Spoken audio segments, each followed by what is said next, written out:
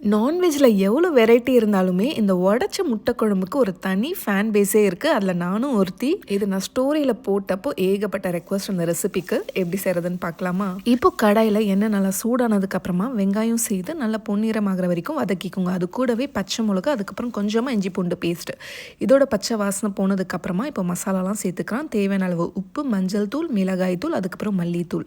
திரும்ப அந்த மசாலாலாம் நல்லா வதக்கி விட்டுட்டு இப்போ ஒரே ஒரு தக்காளி வந்து நான் பேஸ்ட் அரைச்சி வச்சுருக்கேன். இப்போ இதையும் சேர்த்துக்கோங்க. மசாலா ஸ்மெல் எல்லாமே நல்லா போகணும். இந்த மாதிரி கொஞ்சம் நல்லா எண்ணெய் பிரிஞ்சு வந்ததுக்கு அப்புறமா இப்போ கிரேவிக்கு தேவையான அளவு தண்ணியும் ஊற்றிக்கோங்க. இப்போ இந்த தண்ணி நல்லா ஒரு 5 நிமிஷம் கொதிச்சு வரும்போது இப்போ நான் தேங்காய் பாலும் நான் வந்து ஊற்றிக்கிறேன். தேங்காய் பால் கொஞ்சம் லைட்டாக கொதிச்சு வரும்போது இப்போ முட்டையை உடச்சி ஒன்றா வந்து ஊற்றிக்கோங்க. நான் ஒரு 4 முட்டை வந்து சேர்த்துருக்கேன்.